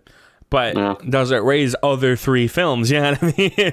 To that extent. Yeah. I mean, I honestly would still rather watch, like, Thor 1 over, like, Ant-Man and the Wasp. Yeah, you know what? You're right. Ant-Man's the weakest. I can't. I'm trying to justify it. And I just can't. Ant-Man is just painfully generic. That's just how those movies come across. The first one I like. And that's mainly because of Michael Pena. I like him. Mm-hmm. And then, like... I do like Michael Pena. Right, but then, like, after that, who gives a shit? I'm being honest. I don't give a shit. You know, and then with Ant-Man and the Wasp, it was that thing as well. It was like, you know what? I like Martin Lawrence. That's it. You know what I mean? Like, I like some casting. That's about it. It doesn't really grab me. You mean Lawrence Fishburne? No, that's Martin Lawrence. Shut up. Anyway. Yeah. That's his new name. Lawrence Fishburne. You're right. My bad. Neo. Not Neo. What's his name? Morpheus? Morpheus. Yeah, that one. I almost said Morbius. That's Ew! We don't talk about that. Ew! Never mention that motherfucker's name in my presence again, bro. We talk about Mobius, but we don't talk about Morbius. And let's just make the record clear. This little list that we're doing needs to be updated because Venom's about to have a trilogy. You're right. Oh, it's not MCU though. Well, you know, it's just if we're just talking comic book trilogies or just Marvel trilogies, that's a different. All right. Let's keep it in MCU. Fine. I mean, Venom was technically it was going to be, and then it never did. He was in the MCU for 5 seconds. Come on. Hey, that's MCU. and even then, the new Venom trailer, fucking retconned it. So yeah, did they? Yeah, because in the Venom trailer, you remember how at the end of No Way Home, when Venom went back to his universe, that little piece of symbiote was left on the table. Mm-hmm. In the new Venom trailer, Mordo from Doctor Strange, even though different character, right, same actor, he captures that symbiote from the bar. Oh man. And it's kind of implied that he caught it in the same universe that the Venom movies already take place. I don't know, man. It's weird. They've talked about Venom 3 being a multiverse movie, but honestly, the trailer shows nothing about the multiverse. I don't want to see it. Which I'm fine with. I don't really want it to be a multiverse movie. I don't want to see Venom: The Last Dance. I really don't. The only reason why I watch it is because, I want to talk about it, right? And yeah, I'm sorry. After that, I remember us like maybe 6-7 podcasts ago talking about the entire Spider-Verse. I sat down and watched Venom, Morbius, Madam Web, and Venom 2. I watched all those films. Yeah. Back to back to back to back in one day. And I almost died. All right? Like it was a fatal thing, bro. Like I was grasping on to life by the end of Madam Web. I couldn't do it. Yeah. I had never been so pissed off watching such big budget films flop so fucking hard. You know, and so I can't imagine. That's Sony for you. Yeah, fuck right. Jesus Christ. And I can't imagine watching the Sony Spider-Verse again. I can't watch The Last Ride. It's so fucking hard for me. The thing is, right? The end of the trailer, the horse is like, oh shit, they got a Venom stallion. Anything else? Anything else like worth my time? Not really. So it's like, I'll tell you this. I hate the Sony live action Spider-Verse, but I'm gonna be there day one for Venom 3. Yeah. I'm sitting in that theater day one. I might be too. Dolby Cinema, popcorn in hand, drink. Maybe if it's filmed for IMAX, I don't mind doing IMAX. It depends. No, it's got to be Dolby. I'm sorry. I'm there day one. I'm sorry. For me, Dolby's always been a better experience. That's what it is. Well, yeah, Dolby's a sound, and they have Dolby Vision and everything. Dolby Atmos just carries movies completely. Really but IMAX is more convenient for me because it's like 20 minutes from home. Fucker. All right, fine. And it's cheaper. Yeah, so, I hear you. Yeah, I watched Deadpool Wolverine in IMAX. Pretty good. Good experience. Dolby, though, is going to be loud as shit. When I was leaving work today, I walked past the Dolby theater. Dude, that shit was loud as fuck. I'm like, they have the volume for Deadpool and Wolverine turned all the way up, I swear. The walls were fucking shaking. I gotta see, bro. We're gonna see Deadpool and Wolverine in Dolby tomorrow, so it's gonna be great. Yeah. Fuck yeah. I'm excited to see it again, actually. Let's finish this ranking. Or in fact, no. We're gonna save it. Eventually, we're gonna do an MCU. That's the tier list. Yeah. We have a plan.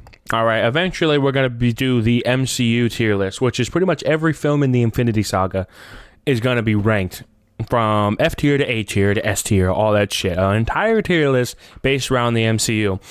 Are the shows included? We'll see. The thing is, right, is I want to include only the things that him and I have seen, right? Yeah. And I haven't seen everything, I feel like the safe bet would just be the movies. Right. If we do shows too, there's a lot of shows I haven't watched yet.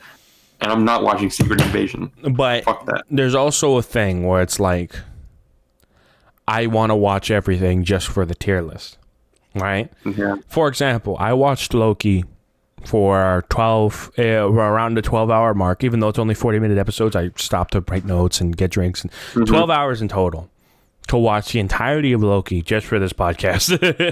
Okay? Yeah. So I want to point out that I'm probably going to do that for the entire MCU tier list. Like up to now, I want to watch everything and really give it a thorough looking at.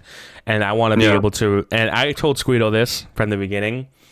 When we do the MCU tier list, guys, it's going to be like our first 6-hour podcast, bro. It's ridiculous. It's going to be a long fucking podcast. Jesus fucking Christ. Because I sent you, I did the MCU movie ranking by memory, because I haven't rewatched most of that shit in a while. That shit was 33. 33 movies, and I missed one. I forgot to put Far From Home on the list. Oh, man. That shit is thick, bro. On all those movies, we're about to have like a 20-minute rant on each. I'm not even, it's not even close. Yeah. There's some movies, though, where it's just like, eh. Yeah, like Ant-Man. Captain Marvel, throw that shit on there too. Captain Marvel. Yeah, fuck me. Captain Marvel is Yeah. such a waste of potential, man. But then you get a movie like Captain America: The Winter Soldier, easy like 40-minute discussion. Yeah. Just that movie is cinema. Yeah. Oh, when we get to Infinity War, the word balls are going to be used a lot. Yeah, you're not wrong. It really is that. You know what I mean? Yeah.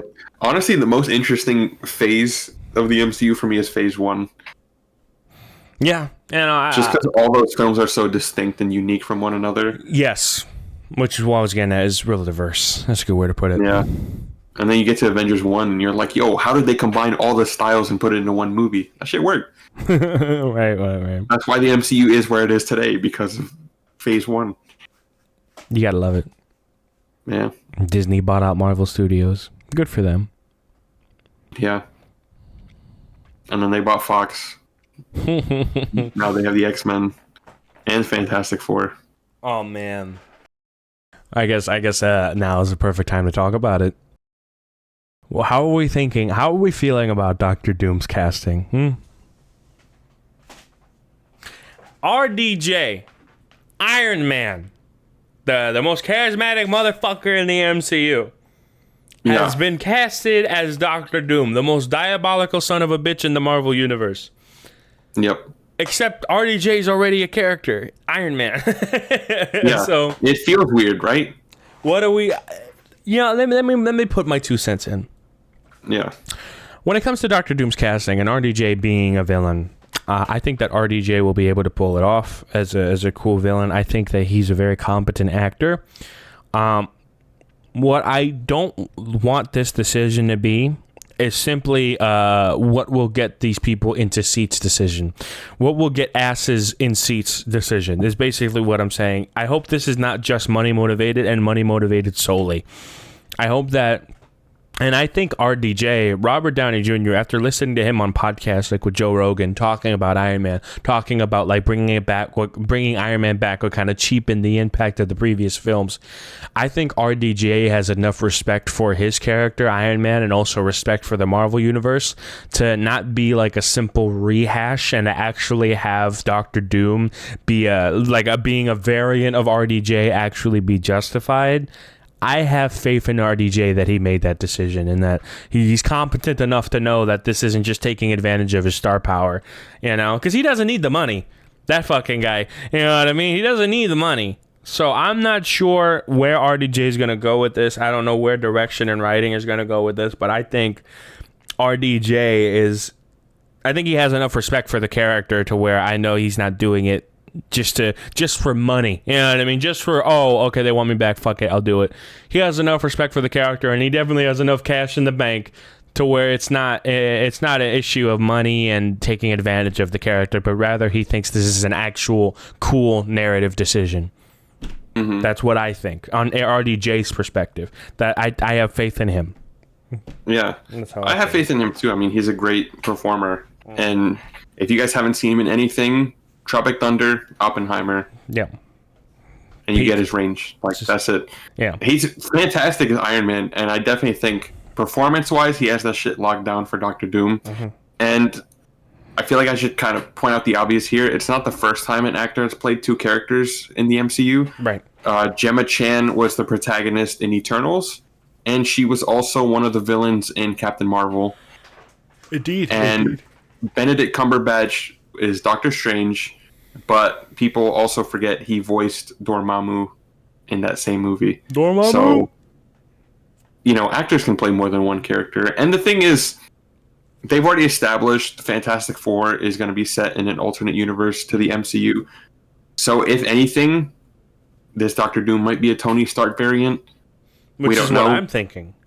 Yeah. Iron Man and Doom have had a history together in the comics. I've read one of the few Marvel comics I've read is Infamous Iron Man, where after Iron Man dies, Doctor Doom takes up the mantle of Iron Man.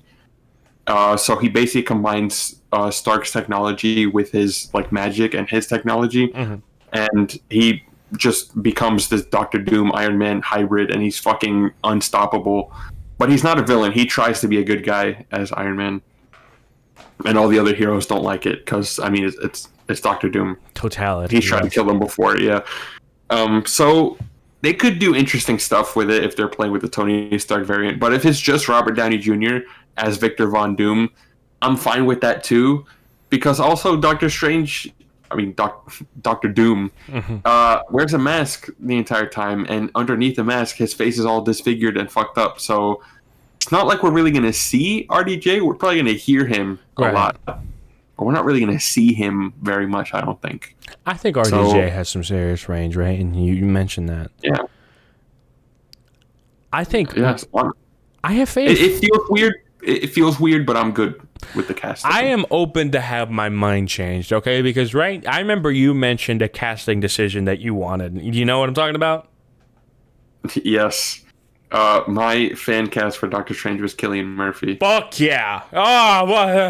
Cillian Murphy? Fuck yeah. Imagine. Oppenheimer himself, but I don't think he goes for that shit. I don't I don't know. I don't know what movies he prefers doing. I don't think he's because like you into can that say shit. like, oh, he was Scarecrow in the Dark Knight trilogy. It's like, yeah, but he's friends with Christopher Nolan. Right. I don't think he would. I don't think he ever wanted to do MCU stuff. I think I've heard him on record or whatever say shit like that. I don't know. Maybe I got it wrong, but yeah, that definitely would have been a good casting for me. Absolutely, bro. Yeah. But now that RDJ is doing it, I'm thinking, okay, how significantly different is RDJ going to be? You know what I mean? Is he going to be a complete turnaround? Is he going to be a variant of of Tony? And if that's the case, okay, how charismatic is he going to be? Is he going to be as uppity as he usually is? The decision is complicated. And I think it also brings a lot of baggage. So basically, I think the best way to describe it is, it's a strong decision, but it's a very risky decision. If they fuck this up and they make him one note or a complete repeat, then unfortunately the movie will be lesser for it. And RDJ is great, but he can't save everything. And that's what will happen. Is if it's the same shit, and it's just him pulling one-liners and funny whatever. And it's not like, it doesn't have to be a complete 180 because he can be a variant of Tony Stark, but it's got to be different. And you got to believe that he's a villain now. You got to believe that he's evil, you know? So. Yeah, I've seen people say on Twitter a great introduction to this Doctor Doom would be having him kill a Tony Stark variant. Yeah, I think that'd be an interesting way to introduce him. Like, yeah, it's a good way of saying, okay, Tony Stark's done with that character. Now he's Doom. Absolutely. Yeah, no, I could see it. Absolutely. Imagine we get a Doctor Doom movie. Oh, whoa, hold on.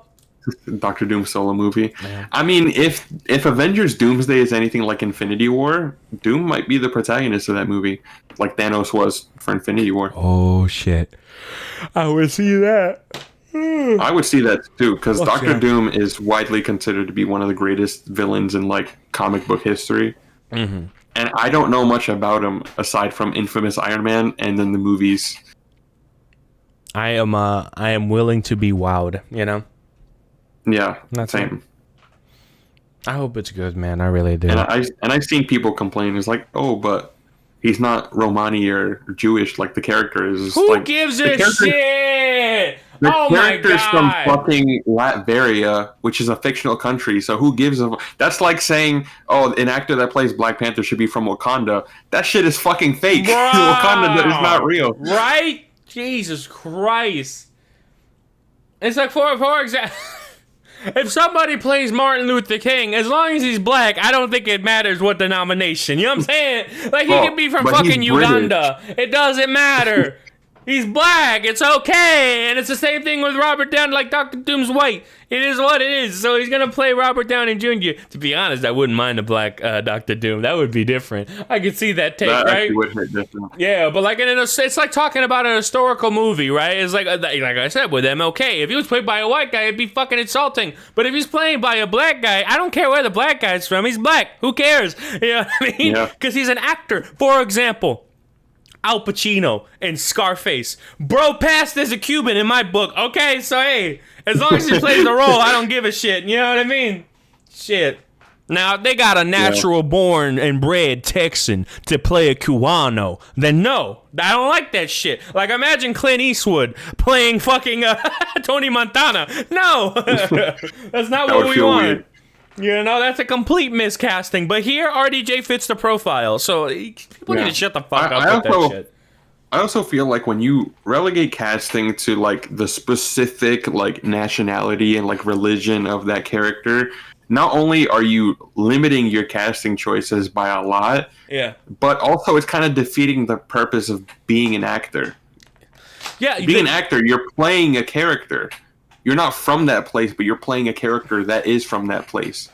Yeah, why do you think actors do like those retreats where it's like, I'm going to go to this place for like 3 weeks and really get the lingo, really understand these people and where they come from and how they live. I'm going to ask for all this advice. Once again, Tony Montana and Scarface. Al Pacino didn't even know how to speak Spanish. Yeah. You know what I mean? And so what he did was that he was surrounded by Cubanos on the set, and they constantly critiqued his accent, you know? Mm-hmm. It's just, you're an actor. You play a role that is given to you, and you have the ability to perform that role to perfection. These guys are professionals, you know? So it's ridiculous. I don't see anybody flipping their tables over, you know, Spider-Man actors not actually being from Queens in New York. Like, Tom Holland's from British London. Spider-Man. Yeah, or fuck, he's from. I don't know where he's from, but he's over there on the other side of the pool. He's not from New York. Yeah. Bro had to go to American school for 3 months to practice for Homecoming. Yeah, like, because he's an actor and he's capable of that because he's a professional. Yeah. It is what it is. Playing a character. You know how many times in animation black guys have voiced white guys? Yeah. Happens a lot. But it's voice acting. They're playing a character. It really is that simple. People don't understand that shit. It's annoying. Oh, in order to voice Crash Bandicoot, you have to actually be a fucking animal. Like, no, it's not how that works. Jesus Christ. Only Australians can voice Crash Bandicoot. Yeah. Crash Bandicoot doesn't have a voice. Who gives a fuck? Only Italians can play Mario. Like, get the fuck out of here, dude. Jesus Christ. That's why my boy Chris Pratt, he's been breaking them standards. You know what I'm saying?